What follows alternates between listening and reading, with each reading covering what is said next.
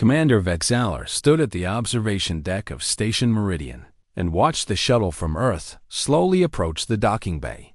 His 4 eyes blinked in sequence as he read the data on his tablet once more. 8 humans. 8 volunteers. From a planet that the Galactic database classified as a Category 12 death world. He'd been running integration training for 40 cycles now, and he had never felt nervous before a new batch of recruits. Today was different. The Deshan commander had trained many species in his long career. He had worked with the insectoid, Kryven, whose hive minds made them excellent at following orders but terrible at independent thought. He had trained the aquatic Morellians, who needed special suits to survive on the station, but whose intelligence made them valuable in tactical planning. He had even overseen the integration of Gorthak warriors, massive creatures with armored skin and enough strength to tear through metal walls. None of those experiences had prepared him for what was about to walk through his doors. His senior aide, a younger Deshen named Quarix, stepped up beside him. The younger officer's scales had turned a pale shade of blue, which meant he was anxious. "The shuttle is docking now, Commander," Quarix said. "Shall I first greet them personally?" "We will greet them together," Vexaler replied. "I want to see these Deathworlders with my own eyes." They made their way down to the docking bay, where a small crowd had already gathered. Word had spread quickly through the station that humans were arriving. Most species had only heard stories about Earth and its inhabitants. The stories were hard to believe. A planet where the dominant species had no natural weapons, no armor, no venom, and yet had somehow clawed their way to the top of a food chain filled with monsters. A world where the weather could kill you, the water could kill you, the plants could kill you, and even the tiny invisible creatures floating in the air could kill you. The shuttle doors opened with a soft hiss. Vexaler straightened his posture and prepared his formal greeting. The first human to step out was a male with broad shoulders and brown hair cut short. He wore the standard gray uniform of the United Nations Interstellar Corps, and he moved with an easy confidence that seemed completely out of place. Behind in came a female with red hair tied back in a practical style. She was smaller than the male but carried herself with the same strange calmness. More humans followed. 6 more, to be exact. They talked among themselves in their native language, laughing at something one of them had said. When the artificial gravity fluctuated slightly due to a minor system adjustment, they stumbled, but then laughed even harder. They treated the whole situation like it was amusing rather than terrifying. Vexaler stepped forward. "Welcome to Station Meridian. I am Commander Vexaler of the Deshan Collective. I will be overseeing your integration training." The broad-shouldered human smiled and extended his hand. Vexaler had read about this gesture. It was a greeting custom from Earth, originally meant to show that you were not holding a weapon. He reached out with one of his forearms and grasped the human's hand. The grip was firm and warm. "Lieutenant Danny Callahan," the human said. "This is Sergeant Katie Morgan and the rest of my team. We're happy to be here, Commander. Thanks for having us." "Happy to be here." Vexaler turned the words over in his mind. This human had just traveled across the galaxy, leaving behind everything. He knew to train with alien species he had never met on a station floating in the cold void of space. And he was happy about it. "Your journey was comfortable, I hope?" Vexaler asked, following the standard diplomatic script. "Long," Katie Morgan replied, "but we kept busy. Ryan taught us a card game. I'm pretty sure he cheated the whole time." One of the other humans, presumably Ryan, raised his hands in mock surrender. "I would never cheat. I'm just incredibly lucky." The group laughed again. Vexaler noticed that the Morellian security officers standing nearby had taken several steps back. Their gills were fluttering rapidly, a sign of unease. Even the Gorthak loader working on the far side of the bay had stopped to stare at the newcomers. Quo Rix leaned close to Vexaler and whispered, don't carry themselves like prey species. Are we certain these are the same humans from the Deathworld reports? The very same, Vexala replied quietly. Earth, Category 12 gravity, extreme temperature variance, predator-dense environment. These creatures evolved surrounded by death. Then why aren't they afraid? That was the question that would haunt the station for weeks to come. Vexaler led the humans through the corridors of Station Meridian, explaining the layout and the basic rules of the facility. They listened politely and asked reasonable questions, but their eyes were always moving, always observing. They noticed the security cameras, the emergency exits, the structural weak points. They did this naturally, without any apparent thought, like their brains were constantly mapping escape routes and defensive positions. When they passed through the recreation area, a group of Kryvan recruits fell silent and watched the humans with their compound eyes. The humans waved at them cheerfully. "Hey there," said a human named Tyler Briggs. "Nice to meet you. Looking forward to training together." The Kryvan did not respond. Their antennae twitched with confusion. No species ever greeted them so casually. The Kryvan were known for their sharp mandibles and acidic saliva. Most species gave them a wide berth out of respect and fear. "Don't mind them," Katie said to Tyler. "They probably just haven't met humans before." "Nobody has met humans before," another human named Megan Cole pointed out. "We're the new kids in the galaxy." "Then we better make a good first impression," Danny said. "Be nice, be professional, and try not to break anything." "You're no fun, Lieutenant," Ryan said with a grin.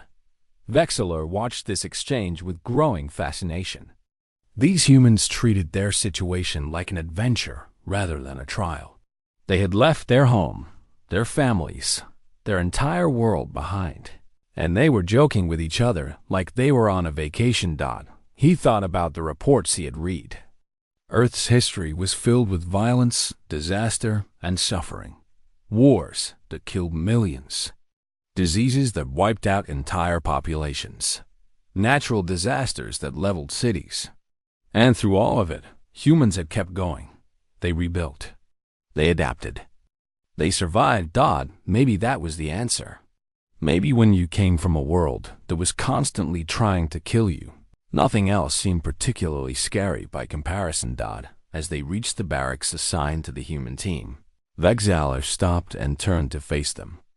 "Training begins tomorrow at first light," he said. "Rest well. The coming days will test you in ways you cannot imagine." Danny Callahan smiled that easy smile again. "We're looking forward to it, Commander." And the truly unsettling thing was that Vexaler believed him. The integration training followed strict protocols that the Coalition had developed over centuries. Every new species went through the same process. First came the psychological evaluations, where trained specialists asked questions designed to understand how the recruits thought and made decisions. Then came the physical assessments, which measured strength, speed, endurance, and reaction times. Finally, and most importantly, came the fear response calibrations. The fear response test was considered essential by every military strategist in the galaxy. Knowing when a soldier would break under pressure was vital information. It helped commanders place their troops in the right positions. It prevented disasters on the battlefield. It saved lives. Every species had a breaking point, a threshold beyond which their instincts would override their training, and they would either freeze, flee, or fight blindly. Finding that threshold was the whole point of the test. Dr. Talari was the station's chief medical officer. She was a Morellian, which meant she had evolved underwater on a peaceful world with few predators. Her species was known for their intelligence and their calm approach to problems. She had administered the fear response test to hundreds of recruits from dozens of species. She had seen Gorthek warriors flinch at simulated threats. She had watched Kryvan soldiers freeze when faced with their natural enemies. Nothing had prepared her for the humans. The testing room was simple. The recruit sat in a chair while holographic projectors created three-dimensional images of known galactic predators. Sensors measured heart rate, brain activity, hormone levels, and muscle tension. The simulation started mild and grew increasingly intense until the recruit showed clear signs of a fear response. Danny Callahan was the first human to take the test. He sat in the chair with his hands relaxed on his knees and watched the first simulation begin. A Vexian appeared in front of him, a creature covered in razor-sharp scales with 3 rows of teeth and claws that could cut through steel. The Vexian lunged toward him with a realistic roar. Danny's heart rate increased by 4%. His brain activity showed recognition of the threat, but there was no spike in stress hormones, no muscle tension, no widening of the eyes or quickening of breath. He simply watched the simulation like it was a nature documentary. "That thing looks mean," Danny said calmly. "How big do they usually get?" Dr. Talari blinked her large eyes. "The average adult Vexian is approximately 3 meters tall and weighs over 500 kilograms. Huh, reminds me of a grizzly bear. Had one get into our camp once when I was 12. Talari paused the simulation. "You encountered a large predator as a juvenile." "Yeah, we were camping in the mountains. The bear smelled our food and came to investigate. My dad threw a frying pan at it and yelled. It ran off. Your father attacked a predator with cooking equipment." Danny shrugged. "It worked. Bears don't like loud noises. Most predators don't, actually. They prefer easy prey. Make yourself seem like too much trouble, and they usually leave you alone." Talari made a note and continued the test. She showed Danny acid-spitting thornbacks, massive Krillian war beasts, venomous Silrith hunters, and nightmarish creatures from the darkest corners of the galaxy. His responses never changed. He recognized the danger, assessed the threat, and remained calm throughout. Katie Morgan was next. Her results were nearly identical. When Talari showed her a simulation of a Krillian war beast charging directly at her, Katie tilted her head and studied it with interest. "My grandmother chased off a mountain lion with a broom once," Katie said. "These things are bigger, but they seem kind of slow. You could probably outmaneuver them if you had to." One by one, the humans went through the test. Ryan Vasquez joked about betting on which simulation would finally scare him. Megan Cole analyzed the hunting patterns of each predator like she was studying for an exam. Tyler Briggs asked if he could keep a holographic copy of the Vexian because he thought it looked cool. Nate Goodwin fell asleep during the 3rd simulation and had to be woken up. Amy Patterson and Kevin Cho had a quiet conversation about which Earth animal each alien predator most resembled. None of them showed normal fear responses. Talari brought her report to Commander Vexala that evening. She found him in his office, staring at data screens with his 4 eyes moving independently to scan multiple files at once. "The results are troubling," Talari said without preamble. All 8 humans registered fear responses far below the acceptable threshold. In fact, their readings were so low that my equipment flagged them as potentially malfunctioning. Vexala turned to face her. "But the equipment was functioning correctly?" "Yes, I ran diagnostics 3 times. The humans are simply not afraid." "Impossible. Every species experiences fear. It is a survival mechanism." Talari spread her webbed hands in a gesture of uncertainty. "Their amygdala activity shows that they recognize danger. They know when something is threatening. They simply don't care in the way other species do. It's as if fear is a suggestion to them, not a command." Vexala stood and walked to the observation window. Outside, the stars stretched endlessly in all directions. Somewhere among those stars was Earth, a small blue planet orbiting an unremarkable yellow sun. A planet that had produced these strange, fearless creatures.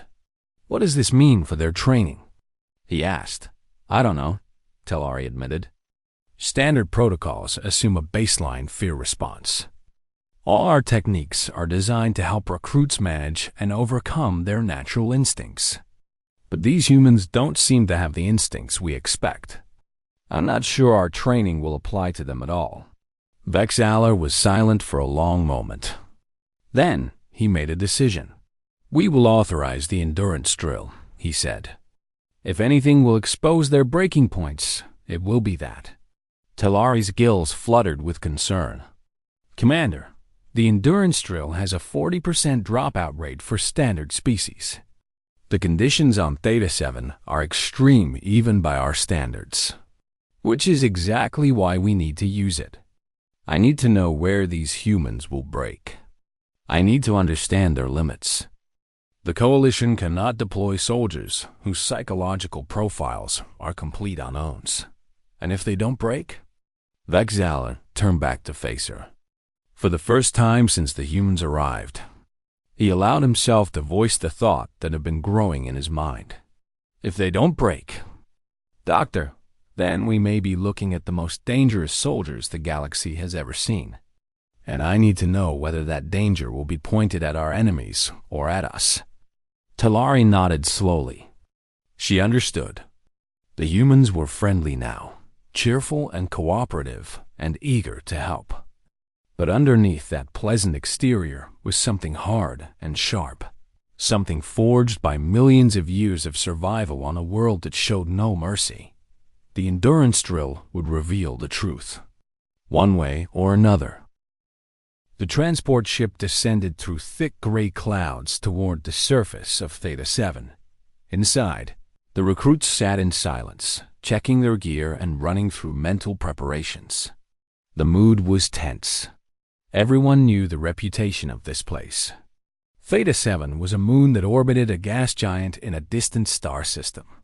It had crushing gravity that made every step feel like walking through mud. The atmosphere was breathable, but contained pockets of toxic gas that could appear without warning.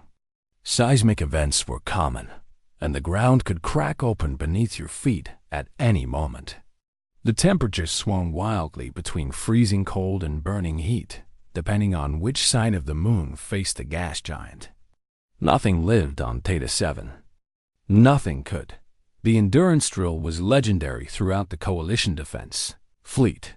Recruits were dropped on the surface with minimal supplies and ordered to reach an extraction point 50 kilometers away. They had 3 standard cycles to complete the journey. Along the way, they would face natural obstacles, simulated enemy encounters, and the constant pressure of the hostile environment. Most species completed the drill with a 40% dropout rate. The Gorthak warriors held the record at 12%. The humans had been assigned to a mixed unit for the drill. Their group included 4 Thetians, 3 Kryvan, and 2 Gorthak observers who had requested permission to witness the Deathworlders in action. The lead Gorthak was a veteran named Braxis, who had trained warriors for longer than most species lived. He had heard the rumors about humans, and he wanted to see the truth for himself. Commander Vexaler's senior aide, Quarix, was also assigned to the unit. Officially, he was there to evaluate the Thetian recruits. Unofficially, Vexaler had ordered him to watch the humans closely and report everything he observed. The transport ship landed with a heavy thud. The doors opened, and a blast of cold air rushed into the cabin. Outside, the landscape was gray and barren. Rocky hills stretched toward the horizon under a sky the color of dirty metal. In the distance, the gas giant loomed enormous, its swirling storms visible even from the surface. "Move out," Braxis commanded. "We have a long way to go and limited time." The group began their march. Within the first hour, the differences between species became obvious. The Thetians moved carefully, their 4 eyes scanning for threats, and their multiple arms ready to grab handholds if the ground shifted. The Kryvan stuck close together, their compound eyes communicating silently through patterns of movement.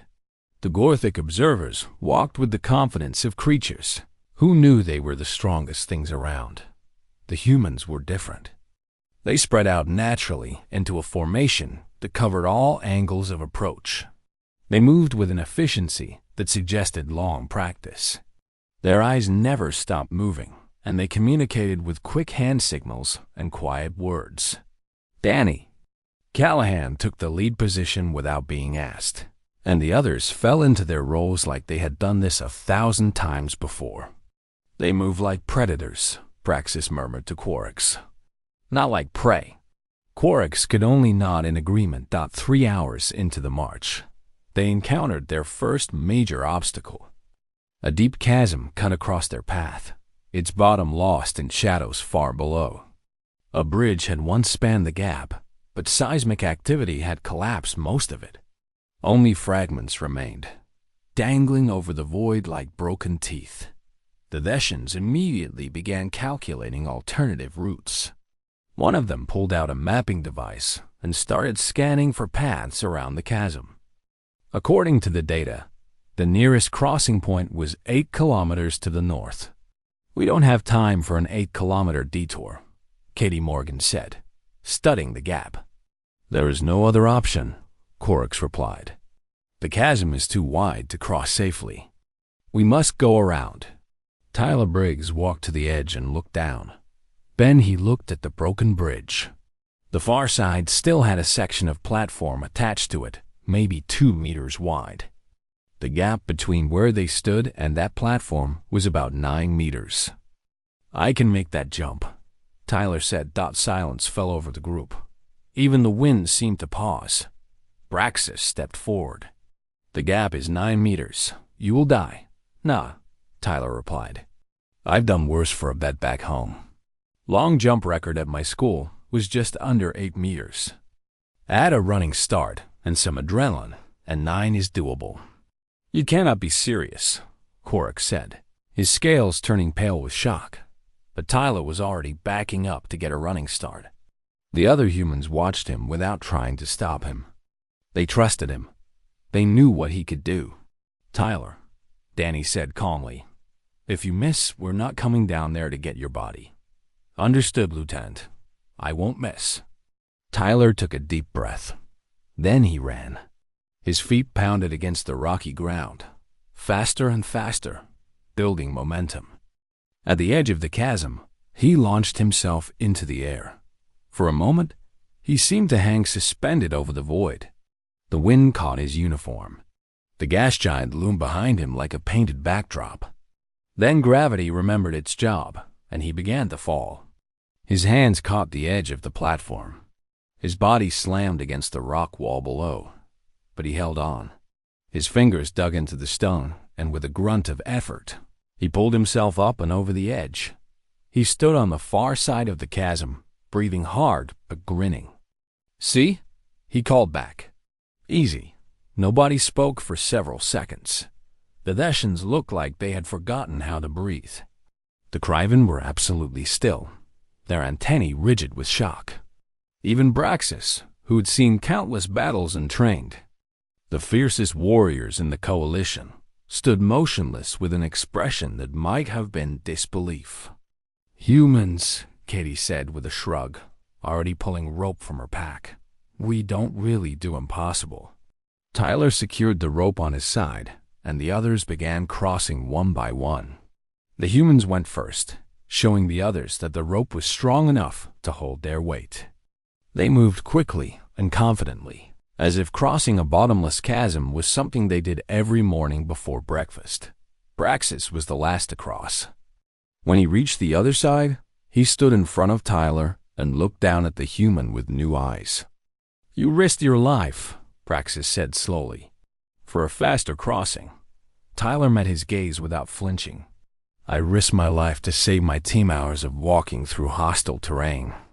"That's not crazy. That's math." Praxis had no response to that. He simply turned and continued walking, his mind filled with thoughts he could not yet put into words. Behind him, the humans fell back into formation like nothing unusual had happened. The drill had only just begun. The ground began shaking without warning on the second day of the drill. The seismic event hit hard and fast. splitting the earth like breaking glass. The group scattered as cracks raced across the rocky surface. Dust and debris filled the air. Someone screamed. When the shaking finally stopped, Danny Callahan pulled himself up from behind a boulder and started counting heads. The main group was intact. The Thessians were shaken but unharmed. The Gorthic observers had braced themselves against the impact. Braxis was already scanning the area, his dark eyes searching for any sign of further danger, but something was wrong.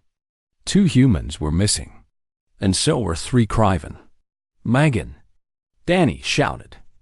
Kevin! A faint voice came from somewhere to the east. Danny followed the sound and found himself at the edge of a newly formed ravine. The ground had collapsed inward, creating a pit about 20 meters deep with unstable walls that crumbled even as he watched. At the bottom of the ravine were Megan Cole and Kevin Cho, along with 3 Cryven recruits. One of the Cryven was clearly injured, its leg bent at an unnatural angle. The other 2 were huddled against the wall, their compound eyes wide with fear. We're okay, Megan called up. Mostly. One of the Cryven has a broken leg. The walls are too unstable to climb. Corix appeared beside Danny and looked down at the trapped group. His scales had gone pale again. Protocol dictates we signal for extraction. They cannot complete the drill. That's not happening, Danny said flatly. You don't understand. The drill rules are clear. If a group member cannot continue, they must be extracted. Attempting rescue in unstable terrain is prohibited. Danny turned to face the Thessian. His expression had changed. The easy smile was gone, replaced by something hard and focused. My people don't leave anyone behind. That's not how we work. He turned back to the ravine. Megan, Kevin, start looking for stable sections of the wall. Find me anything that could be used as a handhold or foothold. Copy that, Kevin replied. He was already moving, studying the walls with a careful eye. Katie appeared with rope and began anchoring it to a large rock formation. I'm going down. Ryan Tyler, you're my backup. The walls could collapse at any time, Corix protested. You could be buried alive. Then we better work fast, Katie said, without looking at him. She lowered herself into the ravine with practiced ease. The rope creaked under her weight, but it held. Loose rocks tumbled past her as she descended, but she kept moving. At the bottom, she assessed the situation quickly. Megan, take the uninjured Cryven and start climbing. Kevin and I will bring up the injured one. The wall will not hold our weight, one of the Cryven whispered. His voice was high and trembling. We will fall. We will die here. Megan knelt in front of the terrified alien and spoke gently. Hey, look at me. What's your name? I am called Churix. Okay, Churix. I know you're scared. That's normal. But I need you to trust me right now. I've climbed things way scarier than this. Cliffs, mountains, frozen waterfalls. This is just a hole in the ground. We're going to get out of here together. Do you believe me? Churix's antennae twitched uncertainly. Why do you care? I am not one of your species. You're on my team. That's all that matters. Now come on. One step at a time, Megan guided the 2 uninjured Cryven up the wall, showing them where to place their feet and hands. The climb was slow and terrifying. Rocks fell away with every movement. But Megan stayed calm, encouraging them with quiet words whenever they hesitated. At the top, Danny and Tyler grabbed the Cryven and pulled them to safety. The aliens were shaking so badly they could barely stand. But they were alive. Now came the hard part. Kevin had fashioned a makeshift harness from rope and was strapping the injured Cryven to his back. The creature weighed nearly as much as Kevin did, but he showed no sign of strain. Ready? Katie asked. Always, Kevin replied. They started climbing together, Katie leading the way and finding safe handholds, Kevin following with his burden. The walls groaned and shifted. Dust rained down on them. Every few meters, they had to stop and wait for the tremors to pass.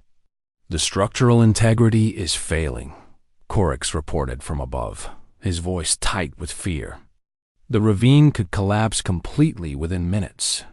Then stop talking and help us pull them up." Danny snapped. Kevin's arms were burning. The injured Criven on his back had gone silent, probably unconscious from pain and fear. Katie's hands were bleeding from the sharp rocks. But they kept climbing, one grip at a time, one foothold at a time. "Almost there," Danny said, reaching down. "Come on. You've got this." Katie grabbed his hand and let him pull her over the edge. Then she turned and helped Kevin with the final few meters. The moment the injured Criven was safely on solid ground, Kevin collapsed onto his back, breathing hard. "That was close," he said. "That was stupid," Korix corrected. "You could all have died. The protocol exists for a reason." Kevin sat up and looked at the Deshan. His face was covered in dust and sweat, and his expression was utterly serious. "Where we come from," Kevin said slowly, "leaving someone behind to die isn't a protocol. It's a betrayal. I don't care what your rules say. Those are living, thinking beings down there. They were scared and hurt and alone. And you wanted us to just walk away? The mission parameters can go to hell." Kevin stood up and brushed himself off. "We're all getting to that extraction point. Every single one of us. That's the only mission that matters." Korix had no answer. He looked around at the other aliens in the group, hoping someone would support him. But the Deshans were staring at the humans with expressions he had never seen before. The Gorthak observers were nodding slowly, something like respect in their ancient eyes. Braxis stepped forward and placed a massive hand on Kevin's shoulder. "In my culture," the Gorthak said, "we have a word for those who risk their lives for their comrades. We call them brothers. You have earned that word today, human." Kevin blinked in surprise, then smiled. "Thanks. Now let's keep moving. We've got wounded to carry and a deadline to meet." The group reformed and continued their march. But something had changed. The aliens no longer looked at the humans with confusion or wariness. Now there was something else in their eyes, Dot. It looked a lot like hope. The third and final day of the drill brought the greatest challenge yet. The group had made good time despite the setbacks, and the extraction point was only 8 kilometers away. But between them and their goal lay a region marked on their maps with a single warning symbol: Predator Territory. The creatures that lived in this section of Theta 7 were Category 8 hunters. They had been transplanted to the moon generations ago as part of the drill's danger simulation. Over time, they had adapted and thrived in the harsh environment. The briefings had been very clear. Avoid the predator zone at all costs. The creatures were fast, strong, and extremely aggressive. Any encounter would likely result in casualties. The safe route around the predator zone would add 12 hours to their journey. They did not have 12 hours. Danny gathered the group and laid out the situation. The Deshans immediately began discussing alternative strategies. The Criven, still shaken from the ravine incident, suggested splitting up and trying multiple routes. Braxis studied the map with his dark eyes and said nothing. "We go through," Danny said. The words fell like stones into still water. Everyone turned to look at him. "The predator zone is suicide," Korix said. "We should find another way." "There is no other way. Not if we want to make the deadline with wounded to carry." Danny pointed at the map. "The creatures are nocturnal hunters. Right now, it's the middle of their sleep cycle. They'll be dormant in their dens. If we move quietly and quickly, we can pass through without disturbing them. And if we do disturb them, then we deal with it." Danny looked around at his team. "We've walked through worse. Everyone remember the first time we did night training in the swamps back home? This is the same thing. Stay calm, stay quiet, stay together. Katie nodded. I'm in. Same, Ryan said. One by one, the humans confirmed their agreement. Then something unexpected happened. Churix, the Kryvan that Megan had saved from the ravine, stepped forward. I will go with you, Churix said. You saved my life. I will not abandon you now. The other Kryvan exchanged uncertain looks, but they too moved forward. Then the Veshans. And finally, Braxis and his fellow Gorthok. It seems we all walk through the fire together, Braxis said. Lead the way, human. The predator zone was a maze of rocky outcrops and deep shadows.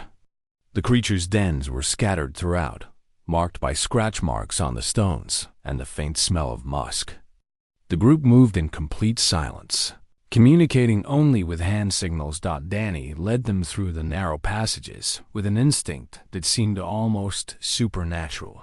He could sense where the creatures were sleeping, could read the subtle signs of their presence in the disturbed dust and the worn paths through the rocks. Behind him, the humans moved like ghosts, their feet finding silent purchase on the treacherous ground. Halfway through, they encountered a den directly in their path. 6 creatures lay inside, their muscular bodies rising and falling with slow breaths. Each one was the size of a small vehicle. A vehicle with claws as long as human forearms and teeth, built for tearing flesh. There was no way around. They would have to walk directly past the sleeping predators. Danny turned and met the eyes of each person in the group. He put a finger to his lips, then pointed forward. Follow me. Trust me. They walked through the den in 17 minutes. 17 minutes of holding their breath, of placing each foot with infinite care, of fighting every instinct that screamed at them to run. One of the creatures stirred halfway through, lifting its massive head and sniffing the air. Everyone froze. Time stopped. The creature snorted, lowered its head, and went back to sleep.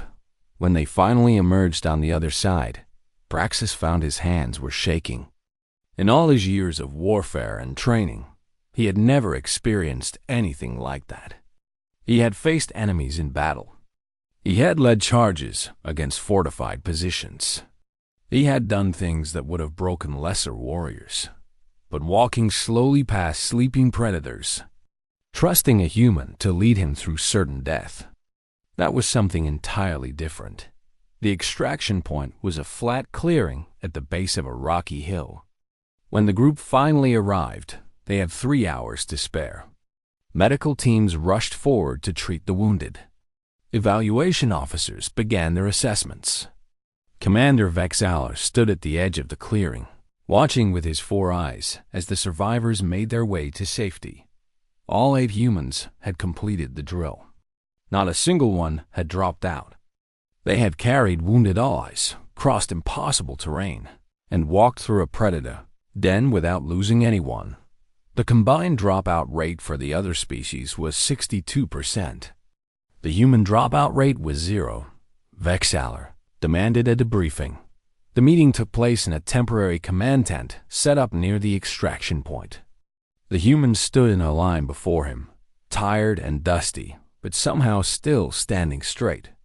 Danny Callahan was in the center, with Katie Morgan on his right, and the rest of the team arranged on either side. How? Vexaler asked simply.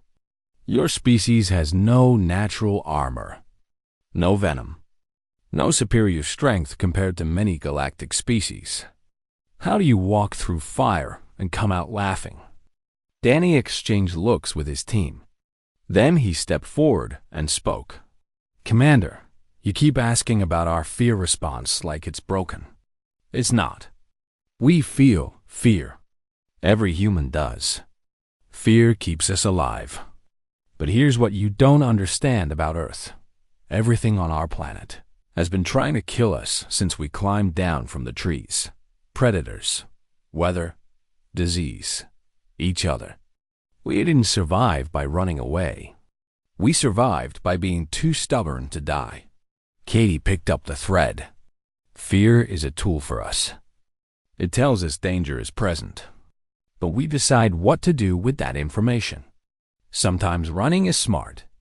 Sometimes you throw a frying pan at a bear and yell. And sometimes you walk through a monster den because your friends need you on the other side. The galaxy looks at Earth and sees a death world, Ryan added. We look at Earth and see home. We didn't evolve despite the danger. We evolved because of it. Every generation that survived made the next one a little stronger, a little smarter, a little harder to kill. Vexaler was silent for a long moment. The weight of what he was hearing pressed down on him like the gravity of Theta 7 itself. The reports called you Deathworlders, he finally said. I thought it was about where you came from. I understand now. It's about what you are. And what's that? Amy Patterson asked. Vexaler looked at her with all four of his eyes. The death your world couldn't kill. The thing that monsters check their closets for. The reason the galaxy should be very glad you came as friends rather than enemies. The humans laughed. It was such a simple, natural sound. They just survived one of the most brutal tests the Coalition could offer, and they were laughing about it, sharing the moment with each other, finding joy in the face of everything that had tried to break them. The Coalition had wanted to know where humans would break. They had designed the perfect test to find the answer. Now they had it. The humans simply wouldn't.